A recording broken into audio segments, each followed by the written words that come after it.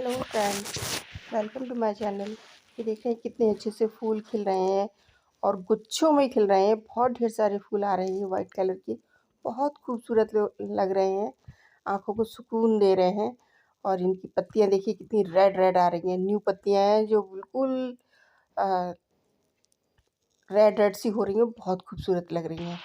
तो ये मेरा रोज़ है, ये मेरे पास दो थे, एक तो मैंने किसी को दे दिया पर उन्होंने भी बेकार कर दिया मेरा। ये सफ़ेद वाला गुलाब मुझे बहुत बुरा लगा, पर हमारे यहाँ ये अभी भी चल रहा है, बहुत अच्छे से फूल खिल रहे हैं।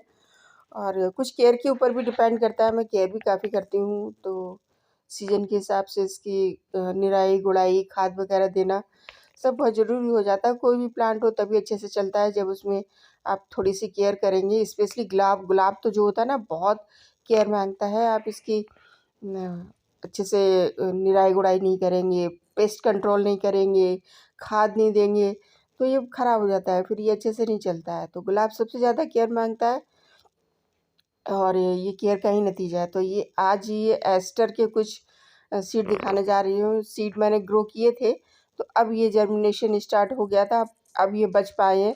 मैंने बहुत मुश्किल से मैंने इन्हें बचाया है। साथ में ये एरो प्लांट भी लगा था, जैसे एरो डोरमेंसी में चला गया था तो इसी में लगा हुआ था। तो अब इसमें ग्रोथ एरो में भी स्टार्ट हो गई है और इसी में मैंने ये लगा दिए थे एस्टर, ग्रो कर दिए थे सीड मैंने ग्रो कर दिए थे। तो ये कुछ तो मैंने रिपोर्ट कर दिए, कुछ क्या रिपोर्ट कर दिए, 2 रिपोर्ट किए हैं, बाकी तो सारे चूहे ने बर्बाद कर दिया, बिल्कुल नहीं चलने दिया। बहुत तंग करके रखा था, कम से कम 10-12 चूहे थे।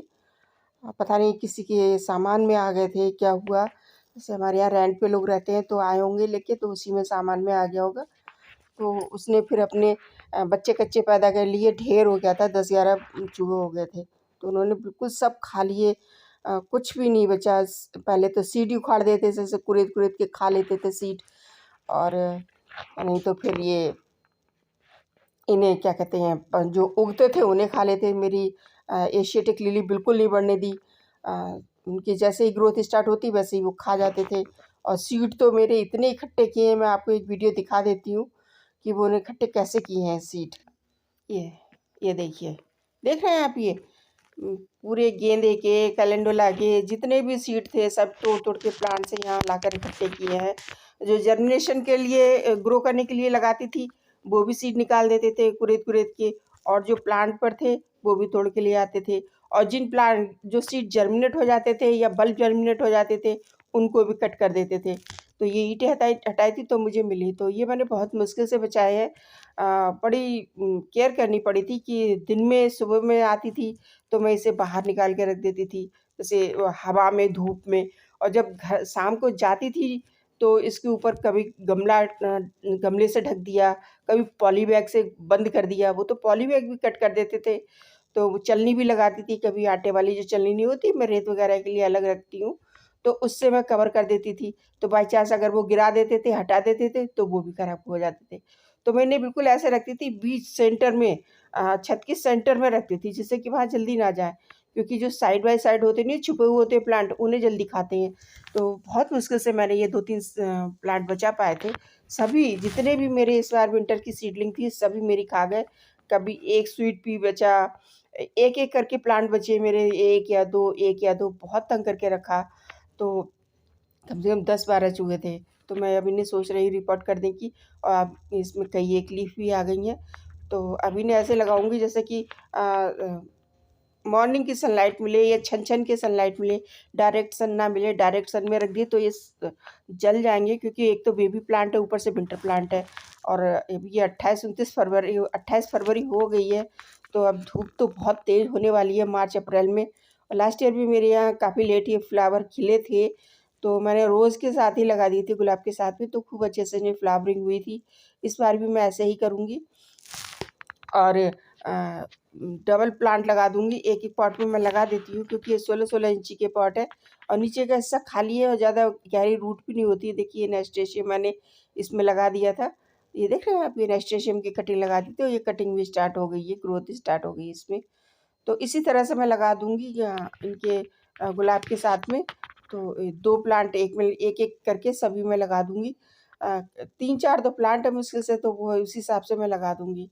और लास्ट ईयर ये अप्रैल में शायद में फ्लावरिंग स्टार्ट हुई थी, मार्च-अप्रैल में, लास्ट मार्च-अप्रैल में। तो इस बार भी ऐसे ही शुरू होगी। और इसकी मैंने ग्रोइंग मीडिया की, सीड ग्रोइंग मीडिया क्या थी देखिए, राइस हस्क है, हल्की सी कोकोपीट है और सैंड थी, गार्डन की सॉइल थी। तो अब ये अच्छे से सर्वाइव कर जाएँगे क्योंकि थोड़े से स्ट्रॉन्ग भी हो गए हैं। और मैंने हटा-हटा के, छुपा-छुपा के रखे थे। सुबह में धूप लग जाए, शाम को अंदर-बाहर करती रही हूँ। मेहनत तो लगती है गार्डनिंग में। आप कहो कि गार्डनिंग में मेहनत ना लगे, तो मेहनत तो करनी पड़ती है गार्डनिंग में। जैसे अगर आप कटिंग भी लगा रहे हैं, तो भी आपको इसी तरह से केयर करनी चाहिए। और अगर आप सीड्स ग्रो कर रहे हैं, तो भी इसी तरह से केयर करनी पड़ती है कि आपको शाम को हल्की सी से ठंडक मिल जाए तो बाहर निकाल के रख दीजिएगा आराम से। और सुबह की धूप में रखिएगा, फिर दोपहर की धूप से बचाना होता है इन्हें। तो बहुत ट्रिकी हो जाता है थोड़ा-सा, अगर आप ध्यान नहीं देंगे। आपकी अच्छी खासी जर्मिनेशन स्टार्ट हुई होगी, तो भी ख़राब हो जाएँगे, तो उसके बाद भी ख़राब हो जाते हैं। जैसे अगर आप बिल्कुल आलसी टाइप के हैं, लेज़ी टाइप के हैं और आपने लगा दिया, सीड ग्रो कर दिए, जर्मिनेट भी हो गए, फिर आपने ऐसी जगह रख दिए, छाया में बिल्कुल, जहाँ धूप ना लगे, तो ये लैगी हो जाते हैं लंबे-लंबे। देखिए मेरे लैगी नहीं है, सही है। अभी कॉस्मॉस के जो मैंने सीड ग्रो किए, वो थोड़े से लंबे-लंबे हो गए हैं। तो थोड़ी-सी छाया हो जाती है ज़्यादा लगातार, तो भी ऐसा हो जाता है। और ये देखिए जरबेरा कितने अच्छे से खिल रहे हैं।